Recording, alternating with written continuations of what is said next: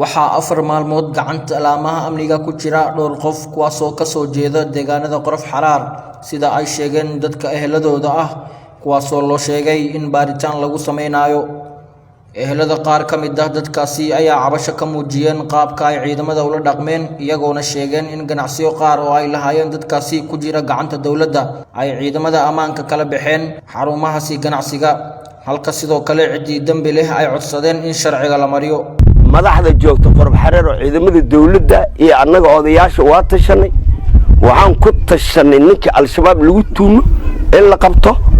in loo oynin la baare sharciga dawladdu u yeela la mariyo hadii wax lagu hela hadaan aniga dhalayaan laga laxabaneyn hadii wax lagu weynaa soo caadi la soo celiyo taas ballan noo dhaxay ballantii xal waa jirta dadka jibi baabuurtan ka garanayna ma waxyiin uu ma banaqaanaba waxaan ku sheegaa muddo 4 biri laga joogo aninka guriyaas lahay ayaan u maleynaa aan la waday kama nixin anaga waa la soo baara hada wax lagu helo waaba nagu soo celin hada wax lagu weeylo noo soo celiyaan ba taagan anagu reer Qorof Xaraar ahaantaas naga go'on ninka asaga aniga hadda lacag ay taale lacagta ninka ii taale waa la tagay ilmeeyada bariga ma qadayna waxay u qadayn waayeen lacagtii aan dhiilay lacagtii isoo bee waxaan ka gada aan dhiilay ninka 4 xawaad maqan markaad 4 xaw maqnay lacagtaan ay usuga xaqiisa iga jirtay kama murugin maxay sharciga noo yeelaa in wax la baar laakiin xalay migi guriyihiisa akay xalay ani gurigeyda 1 kilomitir ma waxaan u maleynaa guriga u soo xigo waa xalay maal dhulkan isku dhijinay ay waxbad firta ama ku gaari ama dibaato kale banaanka xataa nafaan ugu soo bixi way saakin nin iga hormari guriga ma laha 4 guri oo daboolka garbiya laan u tagay gurigan joognay karan albaabka gurigaas albaabka jabiyeen meehan ay fureen guriga ay u qaraaceen waa u furay oo soo baxay guriga ma qoray oo ugu soo fororiyeen marka soo baxay day marka waa soo baxayane guriga ku saqaafay marka googa saxareero ma sheeg karin waxna banaanka ay taagnayeen banaankan tuurnayeen qoray la wal taagnayeen marka gurigan marka ay dhan furiiskan oo starka furiis ma hayaan dayane hayla qafla soo weeraramiya furay aan bahayaan hata aan way meelas ku maqayaan baan sheeg way guriga waa qabteen diraga gaariga kala soo baxeen bir weyn badan ay la dhaceen qaraaceen cabar xalla musiga aniga aan isla joogno geed abta waraaqay account-da kulli wala bixin hada baasharo waa isku jira baasharo 98 intaan dhaxdood waa ku jira baasharo dukaan ama qoros ka bilowday oo xoolo kiisas ka dad dukaan ku bilowday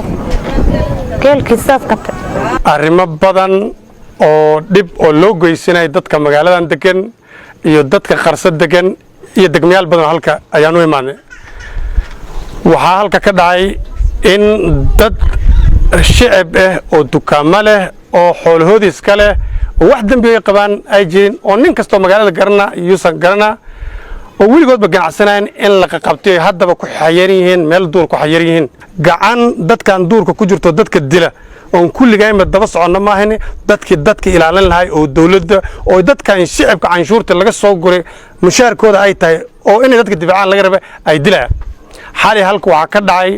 in gawaariyada bebede kifaarooyalka iyo gawaariyal kale oo dawladda leedahay dadka difaaca in halka habeenimo imaadeen dukaama halka ku yeelo haddaba la soo wada mari yaay jibiyeen maalki ku jireen qaateen lacag cadadeeda aan garin ninkiis kala hayna meel aad ku xiran yahay wadan ka hor 4 biri ka hor yaa meel duur lagu xirto la qaraacayo waana nin 60 ka badan intana magaaladan wiligiis joogi jiro la wada garana oo aan oo wax dambiyood qaban ay jireen oo gawaaridi askarta ay lahayd xali lagu xabsaday wixii sokor ay laayeen baashan la yiraahdo xabaxaad oo dhulkan laga guro dadka ku nool yihiin laga gurtay malmalki laga gurtay lacagti laga gurtay magacayga waa Axmed Ismaaciil Dugow MCA ga laga soo doortay degmada hoose Qorof Xaraar waxaan leeyahay arinta ka dhacday xalay Qorof Xaraar waa arin fool xumo dawladda Kenya ay ku dhaqaaqday arin fool xumo waxaan u jeedinaynaa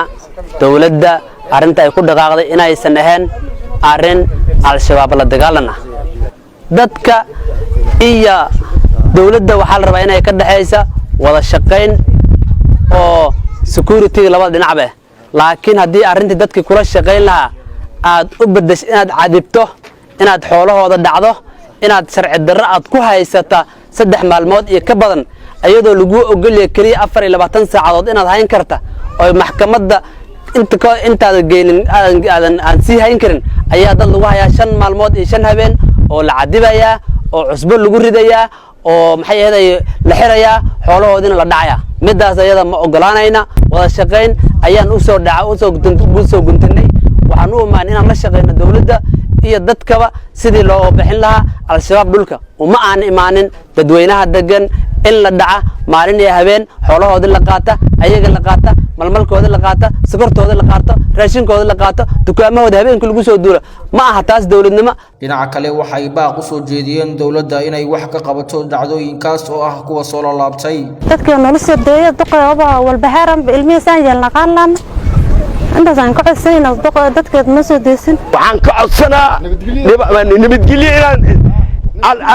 al-shabaab waa cadow aadeen dawladii nabadgelyo keen dawladii nabadgelyo kama hayna cadaalad daraan tirsanayna cadaaladaan rabnaa ciidamada dadka ku xadgudbaya waxaan leeyahay shaqada iyo nabadgelyada dadkaad u haysaan waa dadka ayaga haddaad deshaan nabadgelyo nooma haysaan haddii aad si daacadda u shaqaynaysaan al-shabaab lugtaa lagu raadiya lugta ku raadiya magaalooyinka ku soo noqonina waxaan leenahay qofkii dembi lagu haaya ama la tuhumay inuu wax ka tirsan yahay hal la baara 24 saacadood gudahood maxkamad ha loo soo gudbiyo maxkamadda sharcigeeda ha lagu fuliyo qof oo bin number leh oo booliis loo geeyay oo meeshuu ku sugan yahay la ogyahay aan ogaana meeshaad ku go'diinaan ku go'ina jooga ammaan jooga cabsanina warkiinana sheega hal cabsanina annagana waa in la jirnaa ilaahayna waa in la jiraa taas ayaan shacabkana ku leeyahay idinkana xaqdaraha hadday xaqdara meel kale idinkana xaqdaraha isku hagaajinana wixii dambe falaana ha inku qarsoomin idinkana wixii xumaanba wada sidan kuwaan ugu sheegayn xumaan ninkii wadama aan la qarin si kastaba ha noqotee ma ahan markii ugu horeysay oo ay laamaha amniga xadgudub kula kacaan ganacsiyada dadka taasoo madaxda bariga Wajeer